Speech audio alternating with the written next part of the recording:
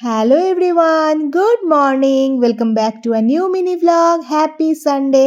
আজকের মর্নিং টিটা তো আমাকে একা একাই নিতে হবে, কারণ তোমরা তো জানোই যে কোনতেও নেই। ও গেছে ওর বন্ধুদের সাথে দীঘায় ঘুরতে। তো কাজকর্মের মাঝখানে এই মুহূর্তে নিজের ব্রেকফাস্টটা নিয়ে চলে এসেছি। ব্রেকফাস্ট কমপ্লিট করে কিচেনে টুকিটাকি যা কাজকর্ম ছিল সেগুলো মিটিয়ে নিয়ে বাকি দায়িত্ব রান্নার দিদিকে হ্যান্ড ওভার করে দিয়ে এখন চলে এসেছি নিজের রুমে। ডাস্টিং ক্লিনিংয়ের কাজটা সেরে নিচ্ছি। দেখে বুঝতেই পারছো এই মুহূর্তে পাখাটাও ক্লিন করে নিচ্ছি। এরপর বেডশিটটাও চেঞ্জ করে নেব। আর নিজের প্রোটেকশনটা কিন্তু নিয়ে নিয়েছি, মাস্কটা পরে ফেলেছি, কারণ আমার না ভীষণ ডাস্ট অ্যালার্জি হচ্ছে। তার মধ্যে আবার শীতকাল, এমনিতেই ডাস্ট একটু বেশি। তবে কাজকর্ম করতে করতে গরম লেগে গেছিলো।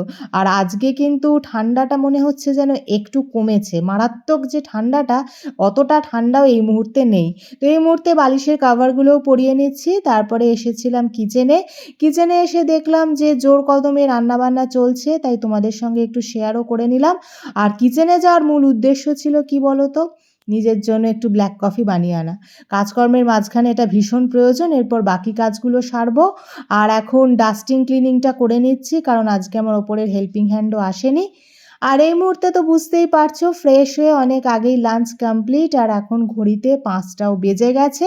আর আমি কি করছি, সারা বাড়ির দরজা জানলা সব লক করছি, কারণ সানসেট হয়ে গেছে। এরপরে তো মশাও ঢুকবে আর অন্ধকারও হয়ে আসছে। আর একটু আগেই কন্তোর সাথে ফোনে কথা হলো, ও বাড়ি ব্যাক করছে।